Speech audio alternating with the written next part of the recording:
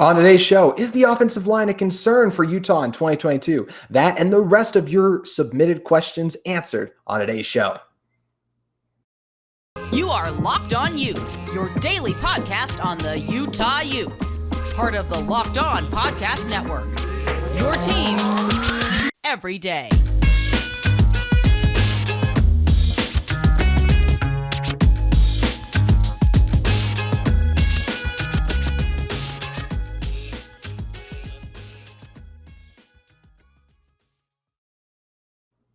Happy Friday, Utah fans. My name is JT Wistersill, and thank you for making Locked On Utes your first listen every single day. We are available on all platforms, including YouTube.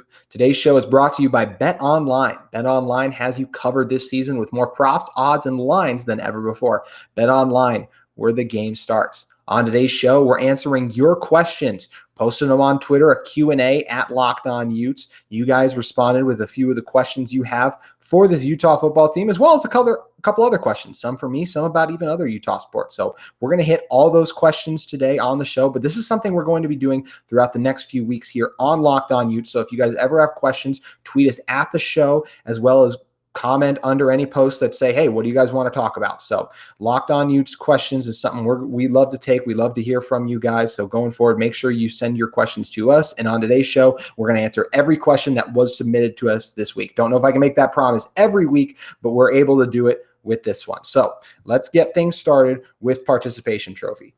Groups I'm concerned with in descending order: the O-line, special teams, wide receivers, DBs. Am I wrong? I think there's one weak spot on the team. It's the O-line.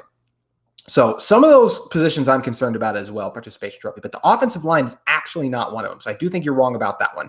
This is an offensive line that was really good last year, especially once Cam came in. They had some struggles early on in the season, but once Cam came in, just like the rest of the team, they were rejuvenized, energized, they were ready to go, and that completely changed their mentality and mindset and just their play, it really looked like out there. And part of that was Bam Olaseni coming in, of course, Bam now in the NFL, and same thing Nick Ford. So two huge losses from this team a year ago. Nick also, with him gone, the Utes lose the leadership void, which is something that will definitely hurt this team. But I think there are guys who are ready to step up and fill that void. And let's step up with the least question mark along this offensive line. And that's the guy who's been old reliable for Utah the last couple seasons. That's Britain Daniels. He did a great job at right tackle last season. This year, he's kicking over to the left side. He'll fill Bam Olaseni's role as left tackle. And he's also going to help fill a little bit of that Ford leadership void, as you can already hear the coaching staff talking about how Daniels has come in. He's taking command of the room. Now he's the leader in there, and he's really stepped up. And he's always been a lights out player. Braden has phenomenal feet, especially in pass protection. I think he does a great job moving around, keeping guys in front of him. He's really strong as well when he gets his hands on you. He's not going to overwhelm you with power like a Bam Olaseni was, but a guy like Britain Daniels is not going to give up a lot of sacks because he's very patient, has a really good anchor, and still really strong in the run game as well. And he's another versatile guy too. He's played a little bit of guard, and I think at the NFL level, that's what they're going to want him to do, is play more of that guard, but he's more than capable of playing tackle, especially at the college level. And we saw him do great at right tackle last year, earned all conference honors for it. I think this year he's going to do it once again. I think he's going to be the best left tackle in the Pac-12. Britain Daniels, great force, and going to be an awesome leader for this Utah offensive line as well. So next to him is going to be Jaron Kump. Kump is a guy who started for Utah 2 years ago during the COVID season, also started the beginning of the season last year until he was hit with another injury. Him and Bam were kind of rotating in, but this is a guy in Kump in total. He's got 9 starts at left tackle. That's a lot. And each year, I think he's gotten a little bit better and shown those flashes. Now he's been rehabbing, getting ready, should be ready for the start of the season. We haven't heard anything about it since spring ball, but we assume he's going to be good to go. And Kump is a huge guy. That's the first thing you take away when you're by him. He is strong, and he's capable of overpowering you and moving you out of the way. So as long as the coaches have really worked with him, I think, in pass protection to sit back and settle and let guys come to you instead of being over-aggressive, I think Kump's going to be in for an awesome season as well. And Utah should have one of the best tackle duos in the Pac-12. So they're set at tackle, but of course there's 3 other really important positions on the inside. That's the interior of the offensive line. We know Keaton Bills is going to be remaining at right guard. He did a great job there last season coming in, and he's only gotten stronger, and I'm sure he's even hungry to have another big year this year because it's not like a lot of people are talking about keeping Bills to the NFL. So obviously Bills wants to change that. So he's going to come in motivated, ready to go, and he had a great year last year, really solid in run blocking and pass protection. I expect another one from him. Another guy that will be interesting is Michael Mokofisi. He's a guy who hasn't started any games for this Utah team, but seeing as he's the starter right now over a guy in LeMay, who was the starter last year, that shows you how high this coaching staff is on Michael Mokofisi. I think Mokofisi's in for a good year as well. He's the more unknown guy, is the one I feel the least confident about, but when you're beating out a guy who was a starter last year, obviously that says a lot about you. And I think this coaching staff is really high on Mokofisi. Then at center, Paul Maile. Maile is the guy, the newcomer that I'm probably the highest on. And he's only kind of a newcomer because whenever Keaton Bills got hurt last year, Utah kicked Nick Ford over to guard, and they brought in Paul Maile. So that goes to show you they thought their best interior offensive lineman was Maile last season, who was a reserve, the best interior offensive lineman who was a reserve for this team, because they could easily kept Ford in at center and brought another guy in, but they're like, no, we know how good Maile is, and we know Ford can play either position, so we'll bring him in. So I think Maile is going to do a great job. He's tenacious as a run blocker as well. He's some of the best blocks for Utah last season. I thought they were really strong. I did not think he was far off of Nick Ford last year in terms of blocking. So I'm excited to see him come in and kind of take over the full time. So to me, Utah has 4 really good offensive linemen, a couple of guys who are going to be vying for all conference honors. I'm already chalking up Braden Daniels for that. And then a couple other guys like Mokofisi. He's the one with the most questions. But as I mentioned, the coaching staff is really high on him. So I expect him to come in and have a good year as well. He's probably the one we have the most questions about. But like I said, I feel like this is a strength for this Utah football team is the offensive line. The trenches should be strong. Utah always runs the ball. That's the biggest part of their identity is how are we going to run the ball? It's something they do really well. We talked about at camp, only sacked the 6 times, all those rushing yards last year for those running backs, 3 guys over 500 yards. That doesn't happen without a strong offensive line.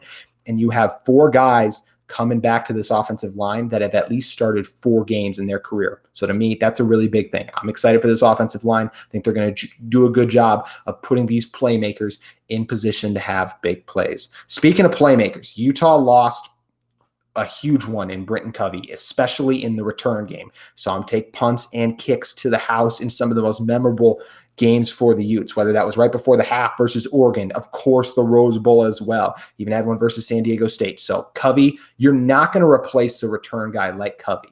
But does that mean Utah is going to have no return production this year or no return touchdowns? I absolutely don't think so. So it's a little bit of an unknown who's going to be the return guy for the Utes this year. But one guy I really want to see is Clark Phillips. Clark last year was listed on the depth chart for the Utes as the backup in kickoff return, and I think it's something he would excel at. He is a phenomenal athlete, as all Utah fans know. He has more than lived up to that 4-star rating, started every game he's competed in for the Utes.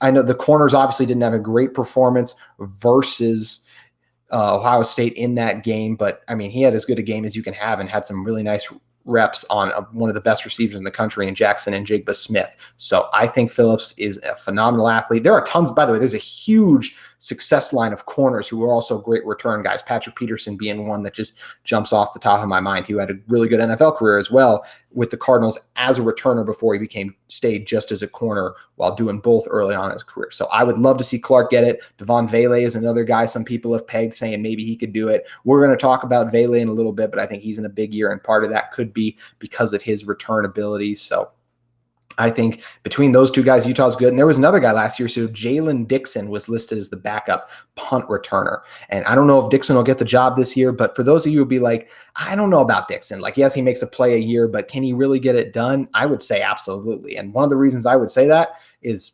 Jalen Dixon went to Lone Star High School, which is in Texas. I actually faced him in high school, so I know what Jalen is capable. He is an extremely explosive athlete, and he burnt my team back in Texas more than on a few occasions back in high school. So Jalen is a phenomenal athlete. I think he would do great as well. But personally, I want Clark to be the return guy for the Utes this year, and I think he's going to be very explosive if he gets it. So the return game, I feel like Utah is going to be fine. They'll get good yardage. It won't be what it is last year. Now, in terms of kickoff coverage, punt coverage. That one is a little bit more of something I feel good about because it's not as much of an unknown as, say, the kick returner. I have the upside. I really like Clark Phillips, but I still want to see it. The kickoff and punt coverage after those first couple games really solidified. Sure, Utah may give up one kick or punt return, but most college teams just don't do that. So I think that it's not going to happen. They cleaned it up last year. I expect it not to be an issue heading into this coming year. So I think they're going to be really strong in the return game and in their coverages on punt and kickoff as well. They should be good there. I think the coaching staff made that a priority and they'll get into it. Last area, special teams. This is the one where I mentioned earlier for participation trophies question. He said one of the things he was concerned about was special teams. I would absolutely agree in terms of kickers. That's something where there's a game on the line. We need a 30 to 40-yard kick to win it. I don't know if Jaden Redding or Jordan Noyes, whoever ends up being the guy to get that done, is capable of that. We don't know how that competition is going to shake out yet. I expect it to be Redding. Of course, he was the main guy for it last year, but Noyes had it early on in the season as well. So it's going to be interesting to watch and see how it happens. So for Utah, I think that if you get within under 30 yards, yes, they're going to make it. But if it's a crucial kick and you need it from 30 to 40 plus yards out, I don't know how much I trust these guys yet. So that's something I definitely feel concerned about, and something Utah didn't have to settle for a lot of field goals last year because of how productive the offense was, and part of that being the offensive line. And speaking of offense production, that's one of the other things you mentioned, groups I'm concerned about, receivers. So no one is going to go into a game versus Utah and be like, we got to stop the receivers, at least to start the season. But I think that could change, actually. I think Devon Vele is going to be the breakout star for Utah offensively this coming season. I think he's going to have a monster year. We saw how much he was targeted in the spring game, and I think that's only going to continue. He has the perfect build of a number one receiver. He's got the strength as well. I think he's going to be Cam's favorite target and going to make a number of huge catches for this team using that size, speed, and toughness combination that he possesses to make those plays. Speaking of speed and size and toughness as well, got a guy in Solomon Enos who I think is going to be a really reliable guy, especially on third downs. He's going to come up with some big catches for Utah. And speaking of big catches, how about Makai Cope in the spring game? I mean, that was the best catch of the day by far when Cope absolutely skied up and grabbed that ball one-handed with the right, secured it, going down the sideline for the Utes. I think Cope's in for a big year as well. And Money Parks, Jalen Dixon, I'm excited to see what those guys do as well, contributing a little bit. So it's going to be fun to see what this Utah receiver group can do, but I think they're going to have a strong year. So to sum up this question, I'm not concerned about the offensive line. I am concerned about aspects of special teams. And as I mentioned, kicking, and I wouldn't be surprised to see the return coverage struggle a little bit, but I think overall they're going to be fine on the season. And wide receivers I'm not concerned with. Now, there was one other position in there, defensive backs, and actually a few of you asked about the defensive backs, so that's something we're going to touch on in just a second. But first, I want to tell you guys about BetOnline. BetOnline Net is your number one source for all your betting needs and sports information. Guys, you know the national media is always low on the Utes, so make sure you head over to BetOnline. Try to take advantage of some of those odds. See if the Utes, if you like some of those Utah bets. Obviously, I and a lot of you guys think Utah's going to win the Pac-12. There are a lot of people who are riding the USC Lincoln Riley hype train, so go over and take advantage of that. If you guys think Cam and Tavion are in for big seasons, go over and give some love for them for leading the conference in passing or rushing yards. All these things are possible for these guys. So BetOnline, you can go Utah's win total as well, a very reliable site. You can find all the latest sports development, league review, and news, including this year's NHL playoffs and Major League Baseball. So obviously the NHL playoffs have passed as I'm reading that, but Major League Baseball is still underway and NFL right around the corner as well. So a number of opportunities for you guys to go to BetOnline. It remains one of the best spot for all your sports scores, podcast news this season. Head to the website today or use your mobile device to learn more about the trends and action. BetOnline, where the game starts. Which NFL stars move the betting line the most? Starting July 18th, Locked On gives you the 50 most valuable players in the NFL from the odds makers at BetOnline. Available July 18th on Locked On NFL, wherever you get your podcasts and on YouTube. So before we jump into the DB discussion, my friend Travis on Twitter hit us up. Travis asked, in your opinion, what are the chances Tavion Thomas wins the Heisman Trophy in 2022? Vegas needs to create odds so I can place my bet. So it is going to be extremely hard for Tavion to win the Heisman. First of all, it's a quarterback award. You have to do something so incredible as a running back, historic almost, to win that award. And speaking of winning the award, that's the other thing you have to do is you have to win. You have to be at least a top 4 team, and you have to be you have to be the best player at your position. We obviously know that. And you have to be the best player on a really good team. Now, I think that's something Tavion can do. Tavion can have the numbers of that. So if we're looking at his season last year, 21 touchdowns in total, over 1,000 yards rushing. I think he needs at least 1,500 total yards. I think 2,000 yards, honestly, would be best for it. And I think he needs to get close to 30 touchdowns, as well as Utah needs to be in the top 4. That's a tall order for a Utah team, which is well, I mean, you got a guy in Jalen Glover and Mekhi Bernard who could both factor in and get some of those touches and take some of that production away from Tavion. So personally, I don't know if I would make the Tavion bet, but I'll also say this. If you have the conviction and really believe that Tavion could win it, why not make it? Because it's not outside the realm of possibilities. The odds aren't great. Look, Bryce Young, CJ Stroud, even a guy like Devontae Smith won the Heisman a few years ago. So Jackson and Jigba Smith will have a chance to as well. We know it's mostly a quarterback award, but there's definitely a chance if Tavion breaks history or does something crazy. And because of the strength of this offensive line, I think there's a chance he can do that. So if you want to make it, make it. Personally, I probably wouldn't, but I think Tavion is in for a big year. So we'll wait and see what happens. So now jumping into Utah's secondary. That was something Participation Trophy asked about. Josh Robinson asked, what is the health of the secondary looking like? Who holds down the other corner spot?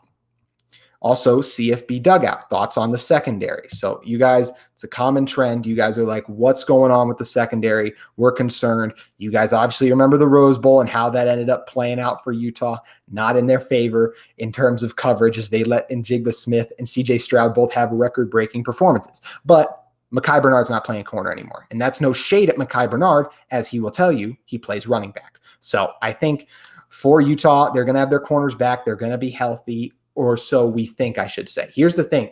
Pac-12 Media Week is this coming week. So we're going to know then when we kind of hear these questions, what does the health of the corner room look like? That's not something I am for sure of right now because we don't have that kind of access at the moment. So we'll see. But there are 2 things I know for sure about the secondary. It's Clark Phillips and it's Cole Bishop. Clark Phillips is going to have a chance to be a first-round pick in the NFL draft. He has been everything as advertised. I was just hyping him up as a return man for the Utes, but he led the Pac-12 in passes deflected a year ago. He is one of the stickiest corners in coverage in the nation. He is a leader on this team. He is fearless. He may not be the tallest, but he's got some bounce as well. I played basketball with him a couple times, Clark, and he can sky up there. And you see that as well in his game when he goes up. We know if he gets the ball in his hand, he can take some pick sixes to the house as well. So anytime you have an eraser, and what I mean by an eraser is a guy capable of taking the other team's best receiver away, you're in a good spot. And that's what Utah has in Clark Phillips. So by no means is his secondary going to be bad simply for Clark's presence.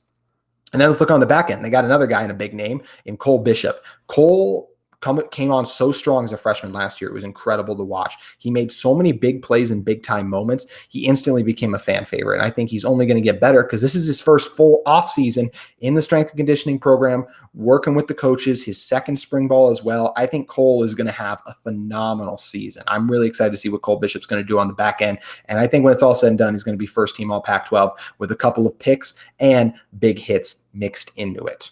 So looking then, who's going to be next to Cole? I think it's going to be R.J. Hubert. Hubert is a guy Utah fans have been excited about in flashes for a few years now. He shined in back-to-back spring balls, but going back to the 2020 season, he was hurt, which that was a weird season anyways. And then last season, he also got hurt. So people are wondering, is R.J. healthy? Well, I can tell you he definitely is. I actually just played basketball with R.J. as well last week. So R.J. Hubert, definitely healthy, moved very well on the court. Dusted me more than a few times, although that's not saying much. I'll say that. But RJ looks great. I think he's going to have an awesome year. The rest of the depth of the safeties, it's kind of unknown. But guess what? Cole Bishop was a complete unknown commodity last year. So I expect Coach Scally and the rest of the defensive coaches to get the most out of these guys. And I do think the safety spot is going to be strong, especially as Hubert, I think, is going to be the guy a lot of Utah fans are like, whoa, I remember him from a few years ago, but I didn't know he was that good. So I think Hubert's going to make a lot of big plays for this team, getting picks and with some big time hits mixed in. At the corner spot, there are definitely some questions after the injuries, but a guy in Travis Broughton, I think, is going to be back and healthy, and he was a guy that was on his way to becoming an incredible corner. He had 7 tackles versus BYU. If you don't want to take my word for it, go check out Hans Olsen on Twitter. He has a little minute video talking about how high he is on Travis Broughton. And I think Broughton is in for a huge season as well. I think he is going to be cornerback number 2, and I think he's in for a really strong season. He's got great length and athleticism you want in the cornerback position, and he's going to do a really good job locking down the other side. Speaking of athleticism, Zamiah Vaughn had really some good flashes last year, and I think he's a guy as well in Vaughn that's only going to continue to get better and grow, and because he's gotten those reps in the past, I think he's also going to have a big year for this Utah team. And a guy in Tavion Marks, too. These are all guys with starting experience. We're going down the line. So that's just 3 guys I feel comfortable with at the corner spot. I think it's great when you can have 4 corners, obviously 3 guys who are really good, and then one who's going to be a superstar in Clark Phillips, who will have a chance to win Defensive Player of the Year in the conference, depending on if he gets the amount of interceptions needed. Already led it in passes broken up, as we talked about. So I think this cornerback room is going to have a really good season as well. I think there's a lot of guys on the outside. You got your number 1 guy, and then you have a bunch of guys who can take on the rest of the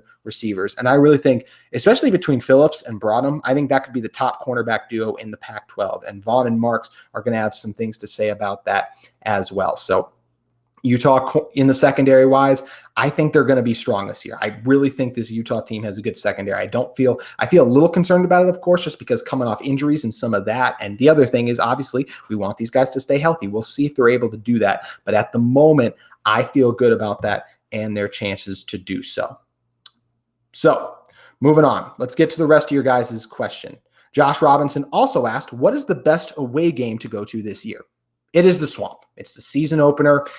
Football is a religion in the South, as you guys know. It is absolutely insane down there. The atmosphere around it is incredible. If you guys have never been to an SEC game, I would highly recommend going down and checking out the Swamp. I have personally never been to Florida, but I have heard more than enough people rave about it, and I have been to an SEC game before, and I know it's absolutely incredible, those environments. So Florida, I would say, is the number 1, especially season opener, the start of the Billy Napier era for the Gators. I think it's going to be a rocking house, a great crowd. They're going to be hungry for an upset with a team as high as ranked as Utah, who we know is going to be in the top 10, coming into their house, into the Swamp. So if you guys can get down to Gainesville, I'd absolutely recommend you do so. But if you're maybe thinking more so want to stay local in the Pac-12, I think going up to Oregon is going to be a fun one this year as well. I mean, the Ducks first year with Dan Lanning, of course, the great Georgia defensive coordinator, get a guy in Bo Nix who's going to have some fun. I expect that to be a really good game. It's actually the Florida game and the Oregon game are the only 2 games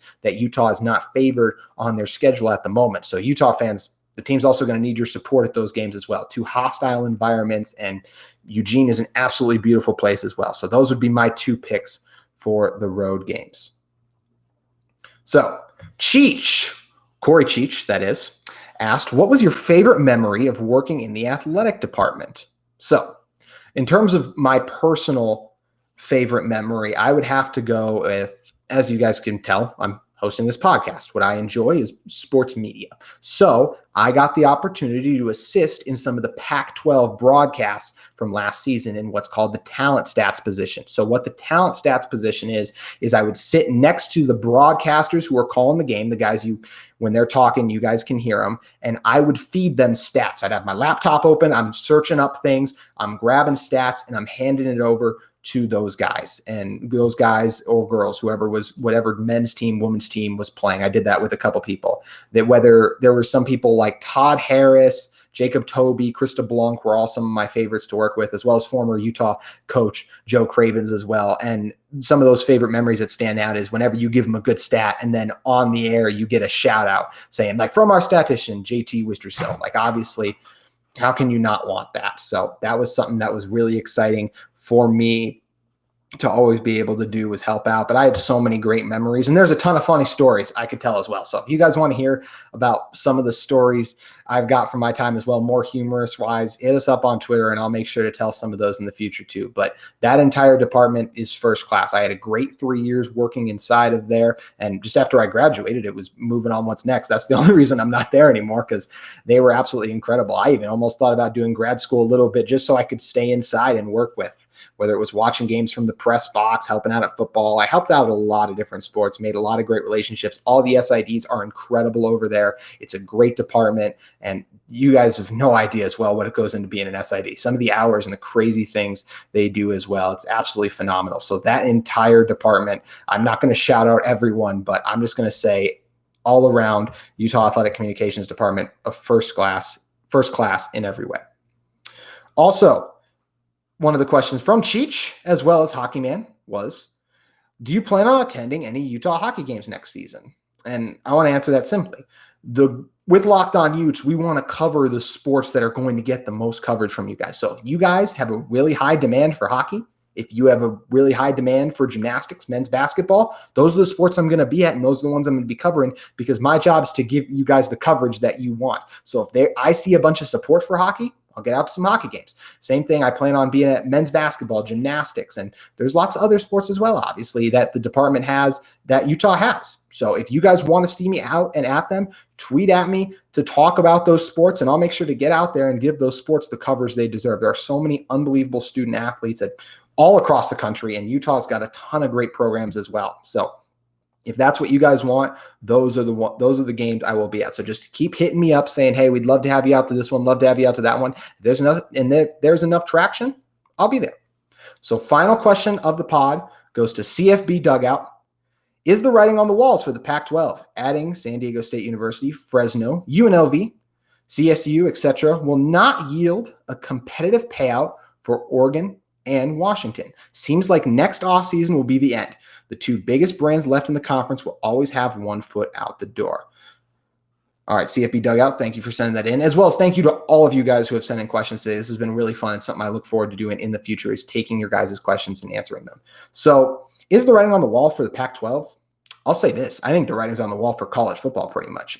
You could say maybe the SEC and the Big Ten, because I think we're heading towards two super conferences, and maybe those are the SEC and the Big Ten, or I even think there's a world where teams just want to completely step away from the NCAA model and just really form those two super conferences. So whether or not those teams even stay in the Big Ten or the SEC, I don't even know. That may sound crazy. They just signed contracts for all this money, but we're seeing teams leave and kind of what's going on right now. So I think a lot of that stuff is up in the air because there's ways you can get out of things. So the future of college football is so much in limbo. But yes, I think the Pac-12's days are very well could be numbered. I think the Big 12 days could very well could be numbered. I think the ACC's days, and like I said, I even think there's a chance like 10 years from now, we're not even calling the Big 10 and the SEC those conferences. They could be something totally different. We don't know what college football is going to look like because there's so many changes that could still happen. So it'll be interesting to see. First, personally, we talked about on the show this week, I want the Pac-12 to stay together. I want it to be a thing.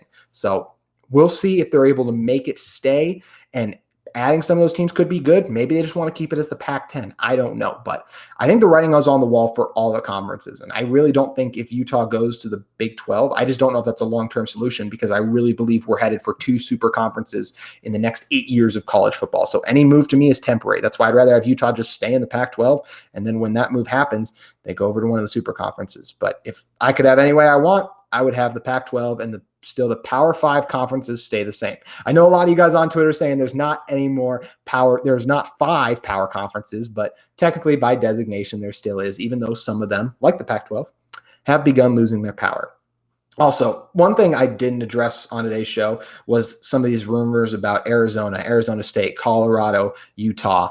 I really am looking for more verified reports than just these random Twitter accounts. There was one of them that didn't even have 100 followers that was kind of commenting and saying, and I'm not trying to take a shot at that person. I'm just saying that that's not a very reliable source, especially if you don't have a blue check mark. When it comes to news like this, news this big about realignment, teams jumping over, I'd like it to come from a blue check mark at least. So I don't think I really believe that at least for this season, I think all the talks are going to be pushed to next spring maybe, or even more down the line. I think for now, those 4 teams are committed to the Pac-12, as are the rest of them. So we'll see what happens. But as I mentioned, that wasn't the focus of today's show, because I'm not going to talk about something that isn't really news, and that felt like more manufactured news. So it'll be interesting to see. But guys, thank you for tuning in to Locked On Utes. Want to remind you to make Locked On Pac-12 your second listen after you listen to us first, of course. But Locked On Pac-12 host Spencer McLaughlin and other hosts take you around the conference, give you the insight and knowledge you need of the Conference of Champions.